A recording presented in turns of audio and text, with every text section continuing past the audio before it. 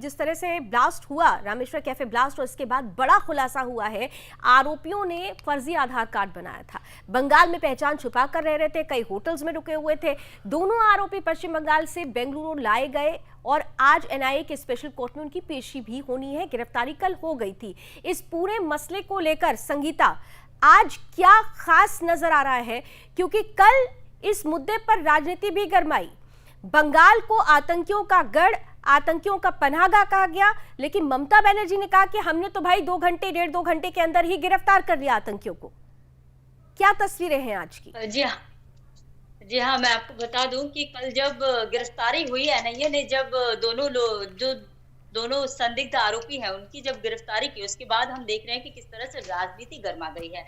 आप देखिए कि जब उनकी गिरफ्तारी हुई उसके बाद मुख्यमंत्री ममता बनर्जी कह रही थी कि हमारी पुलिस काम कर रही थी, इस वजह से ये गिरफ्तारी हुई। फिर वहीं जब कुणाल घोष, जो कि टीएमसी के प्रवक्ता भी हैं, उन्होंने कहा कि बंगाल पुलिस काम करती है, इसी वजह से ये गिरफ्तारी हुई है।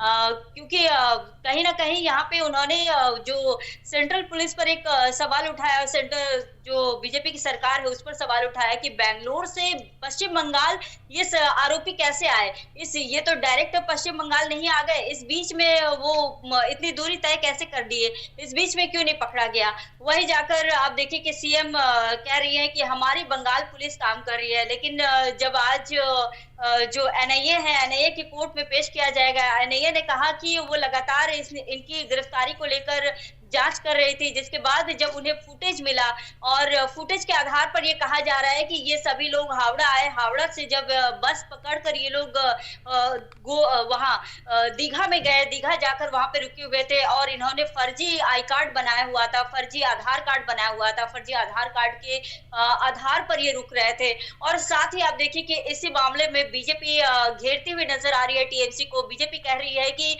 बंगाल को आतंकवादियों का पनाह बंगाल सरकार ने बना दिया है, जो कि इसके पहले भी बीजेपी लगातार आरोप लगाते रही है। बीजेपी कहते रही है कि यहाँ पर फर्जी आधार कार्ड बनते हैं, फर्जी आधार कार्ड बनाकर बाहरी जो लोग हैं उन्हें पनाह दिया जाता है, इस तरह के आरोप पहले बीजेपी भी लगाते रही है।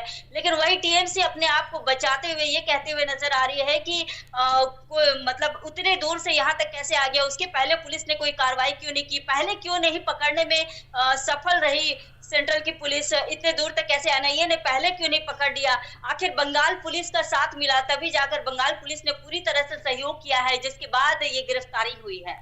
संगीता, बंगाल पुलिस ने सहयोग किया, ये लगातार बंगाल सरकार की तरफ से कहा जा रहा है, लेकिन सवाल ये है कि फर्जी आधार कार्ड भी वहीं पर बना, इसे लेकर क्यों गोल गोल जवाब दिया जा रहा है? इसे लेकर कोई क्लैरिटी क्यों नहीं है? मुद्दे पर डिफेंसिव होने के बजाय ऑफेंसिव होने की कोशिश तो की जा रही है, लेकिन खास तौर से जो प्रश्न है, मूल प्रश्न है कि ये फर्जी पहचान पत्र, फर्जी आई कार्ड आखिर बने तो किसने बनाए, और क्या अब भी बंगाल में ऐसा गिरोह काम कर रहा है जो देश के लिए, देश विरोधी तत्वों के लिए आधार तैयार करता है? इसे लेकर सरकार की तरफ से क्या रिएक्शन आ रहा है? इसे लेकर सरकार किसी तरह की कोई रिएक्शन नहीं दे रही और साफ कह रही है कि हमारे तरफ से ऐसा कुछ नहीं हो रहा है और हम पूरी तरह से जांच कर रहे हैं कि ये इस तरह से आधार कार्ड, फर्जी आधार कार्ड कैसे बना, किसके शय में ये सारी चीजें हुई, इसके लिए जांच की जा रही है। लेकिन वहीं बाकी सवालों से सरकार कहीं ना कहीं बचते हुए नजर आ रही है। वो जवाब किसी भी तरह के देने से बिल्कुल ही मतलब किनारा कर रही है। वो कह रही है यहाँ पर सब कुछ अच्छा है, बस ये एक राजनीति है, बीजेपी राजनीति के तौर पर ये सारी चीजें कह रही है। बंगाल पुलिस हमेशा ही अपडेट रहती है हर चीज को लेकर, वो और बंगाल पुलिस की ही सक्रियता थी जिस वजह से एनआईए को ये सफलता हासिल हुई, इस तरह के सरकार का कहना है। तो सरकार कह रही है कि बंगाल पुलिस एक्टिव हुई और इसलिए ये गिरफ्तारी संभव है, लेकिन सरकार को इस बात पर भी जवाब देना होगा कि आखिर बंगाल अगर आतंकियों का पनाहगाह बन रहा है तो ये फर्जी आधार कार्ड या फर्जी पहचान पत्र बनाने वाले अभी तक पुलिस की गिरफ्त में क्यों नहीं